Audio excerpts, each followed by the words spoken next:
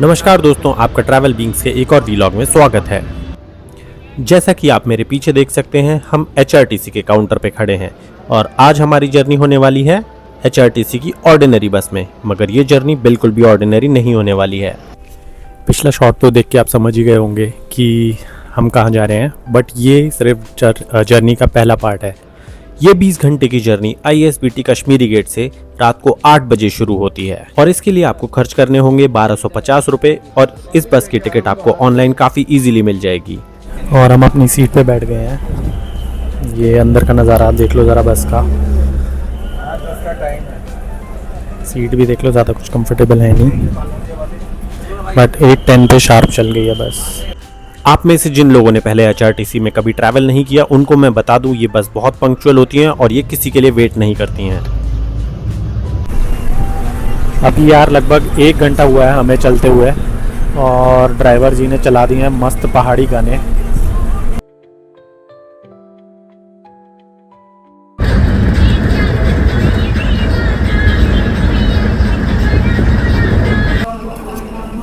और 11 बजे हम पहुंच गए हैं करनाल पे और मेरे को बस में भाई मिले हैं, Amarinder. Hello hello hello. Amarinder जा रहे हैं युल्ला कांडा। तो मैं लास्ट ईयर एग्जैक्टली 1 साल पहले गया था युल्ला कांडा, तो ये भी काफ़ी क्लूलेस थे और इनको टिप्स चाहिए थे, तो मैंने इनको टिप्स दे दी। थोड़ा मैं घर से ना सैंडविचेस लेके आया था, ये भी, तो हम ज़रा खाना खाते हैं, फिर आगे जर्नी कंटिन्यू करेंगे। वैसे अभी तक तो तड़कते भड़कते गाने बजा रहे थे भैया, तो जर्नी काफ़ी सही हो गई थी तड़कते भड़कते गानों से। बट अब लग रहा है सब सोने लग रहे हैं, बट ऑर्डिनरी बस में सोना तो काफ़ी मुश्किल है, तो देखते हैं अब कैसे होगा।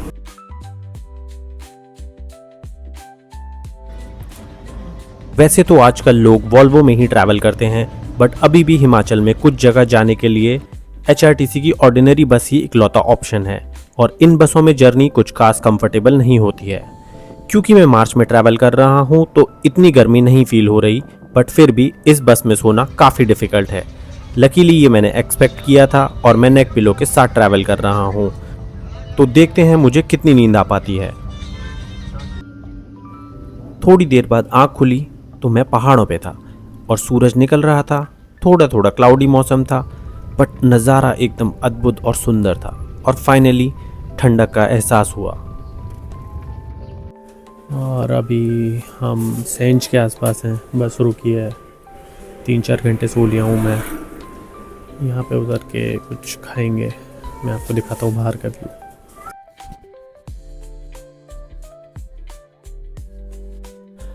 बस शिमला से लगभग 2-3 घंटे आगे पहुंच चुकी थी।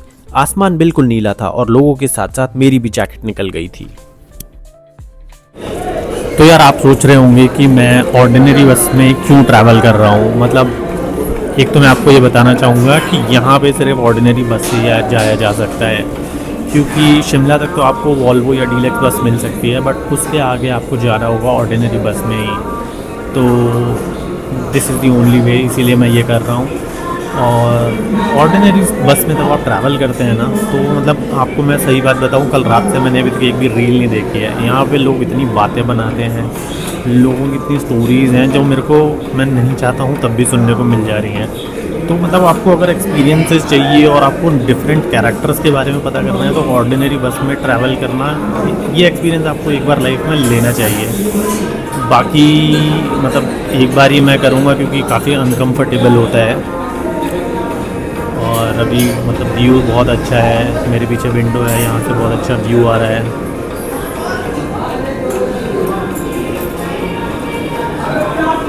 और यहाँ पे ब्रेक भी इन बसेस के होते हैं 15-20 मिनट के, तो अभी बस खा के हम फिर से अपनी जर्नी स्टार्ट करेंगे। एंड यहाँ से हमें रामपुर जाना होगा। रामपुर पे आई थिंक बस थोड़ी सी खाली होगी। शिमला पे थोड़ी सी बस में भीड़ हो गई थी, बट हमारे पास सीट है तो इट इज़ फाइन। चलिए अब जरा नाश्ता कर लेते हैं। ब्रेकफास्ट के बाद रूट एकदम सीनिक हो गया था। यहाँ बस में थोड़ी भीड़ भी बढ़ गई थी, लेकिन मैं विंडो के बाहर के नज़ारे देखने में बिजी था और देखते ही देखते लंच का स्टॉप आ गया। तो ये है हमारी बस फर्स्ट बस जर्नी का 3rd ब्रेक, जो कि है लंच। और मैंने मंगाए मोमोज, और एक छोटा सा ढाबा है यहाँ पे, बड़ी अच्छी वाइब है, सारे लोकल लोग बैठे हैं, खिड़की से बहुत अच्छा व्यू आ रहा है। मतलब ये एक्सपीरियंसेस आपको ऑर्डिनरी बसेस में मिलते हैं।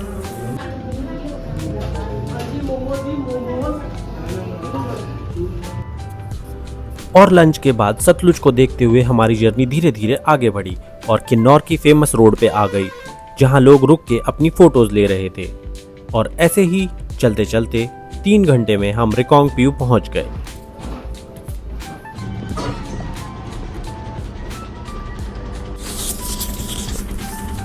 और 20 घंटे के बाद फाइनली हम पहुंच गए हैं रिकांगपिओ, जहाँ पे फर्स्ट लेग ख़त्म होता है हमारी जर्नी का।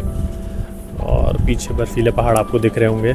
बट ये जर्नी अभी कल सुबह कंटिन्यू होगी। यहाँ से हमें 5 बजे कज़ा की बस पकड़नी है। तो अभी टोटल 20 घंटे लगे हैं, कल 10 घंटे और लगेंगे, 30 घंटे की जर्नी होने वाली है ये। तो मैं जाता हूँ ज़रा बस स्टैंड में इंक्वायरी करता हूँ, कल की बस के लिए टिकट्स बुक हो जाएंगी, प्री बुक तो वो करता हूँ और होटल ढूंढता हूँ। और मैं भी रिकांगपिओ पहुँच गया हूँ और यहाँ पे मुझे एक डिसेंट, काफ़ी अच्छा इनफैक्ट रूम मिल गया है 800 रुपये में। एंड ये काफ़ी पास में भी है, बस स्टैंड के व्यू भी बहुत बढ़िया है। मेरे पीछे आपको किन्नर कैलाश पीक दिख रही होंगी। तो अब यहाँ रेस्ट करेंगे और सुबह 5 बजे बस पकड़नी है। तो अब आपसे मुलाकात होगी कल सुबह। Good night. सुबह के 5:30 हो रहे हैं गाइस। कल हालत काफ़ी ख़राब हो गई थी मेरी होटल में जाके, लग नहीं रहा था कि मैं आज बस ले पाऊँगा, बट ये रही बस। और लेग 2 हमारी जर्नी का शुरू होता है। चलिए बस में बैठते हैं अब। काजा के लिए पहली बस 5:30 बजे रिकांगपिओ बस स्टैंड से निकलती है और इसकी टिकट आपको बस स्टैंड पे आके ही मिलेगी। आपको सुबह यहाँ 5 बजे आना पड़ेगा और बस की टिकट होगी 550 रुपये की। मैं आपको सजेस्ट करूँगा कि आप 5 बजे ही बस स्टैंड पहुँच जाओ, क्योंकि जल्दी आके आप अपनी पसंद की सीट ले सकते हो। तो गाइस बस में मुझे मिली है बेस्ट सीट, सबसे आगे मैं बैठा हूँ और ये विंडो सीट भी है, तो व्यू एकदम अमेजिंग होने वाला है। तो अभी जर्नी बस शुरू होने वाली है। यार मैं खुश हो रहा था कि इतनी बढ़िया सीट मिली है और क्या मस्त जर्नी होने वाली है, क्या कंटेंट आएगा। मगर ये देखो हम कहाँ आ गए हैं। हम पहुँच गए हैं वर्कशॉप में, क्योंकि गाड़ी के स्टीयरिंग ऑयल हो रहा है लीक और हमें करनी पड़ेगी ये बस चेंज। यार तो यही होता है, मतलब ऐसे अनएक्सपेक्टेड टर्न्स आते हैं तब आप एकदम इतनी रिमोट जगह पे जाते हो और ऐसे एकदम रगेड ट्रैवल कर रहे हो ऑर्डिनरी बसेस में, तो ये सब होता है। और ये तो लाइफ का पार्ट है, मतलब ऐसे लाइफ में भी आते रहते हैं अनएक्सपेक्टेड टर्न। तो rather than worrying about it, मैं तो भाई खुश हूँ कि चलो अब दूसरी बस में बैठेंगे, कुछ नया हो रहा है। थोड़ा थोड़ा मन में लग तो रहा था कि यार जर्नी की शुरुआत ही ऐसे हुई है कि बस ख़राब हो गई, कहीं आगे का जर्नी क्या होगी। बट व्यू देख के अच्छी खुशी मिल रही थी कि वाह क्या वर्कशॉप है, क्या नज़ारे आ रहे हैं। जैसे ही हमें दूसरी बस मिली, सब लोगों ने अपना सामान उठाया और दूसरी बस के लिए भाग गए। बट बेस्ट पार्ट ये था, जिसकी जो सीट थी उसे वही सीट मिलेगी। और क्या नज़ारे थे, मैं आपको क्या बताऊँ। हमारे बगल में नदी बह रही है, इतनी सुंदर रोड है, पहाड़ों के बीच में से सूरज निकल रहा है। मतलब मैंने सोचा भी नहीं था आगे क्या होने वाला है मेरे साथ। मैं इस मोमेंट को पूरा एंजॉय कर रहा था। और इस पार्ट में अपनी जर्नी के मुझे समझ में आया HRTC को हिमाचल की लाइफलाइन क्यों कहते हैं, क्योंकि यहाँ पे डाक, सप्लाईज और मजदूर सब लोग HRTC से ट्रैवल करते हैं और ये बहुत ज़रूरी है हिमाचल के लिए। जैसे जैसे हम आगे बढ़ते रहे, नज़ारे और भी खूबसूरत होते गए, मगर जो आगे होने वाला था उसके लिए तो मैं बिल्कुल प्रिपेयर्ड नहीं था। हमारी दूसरी बस भी खराब हो गई और इस बार तो कुछ मेजर इशू लग रहा था, क्योंकि इंजन में से धुआं निकल रहा था। और गाइज ये हमारी दूसरी बस जो कि हमने पहली ख़राब होने के बाद चेंज की थी, वो भी ख़राब हो गई है, धुआं निकल गया इसमें से और अभी हम फंस गए हैं यहाँ पे।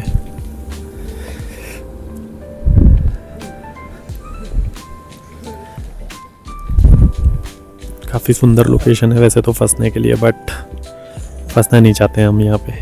अभी शायद ये रेस्क्यू के लिए कॉल करेंगे, वैसे तो नेटवर्क नहीं है, ड्राइवर चाहेगा दूसरी बस लेके आएगा, देखते हैं। 2 दिन में काफ़ी ज़्यादा एडवेंचर हो गया है, बट यही एक्सपीरियंस करने आए थे शायद। वैसे तो अभी 8 बजे हैं सुबह के, हमारे पास बहुत टाइम है, देखते हैं आगे क्या होता है।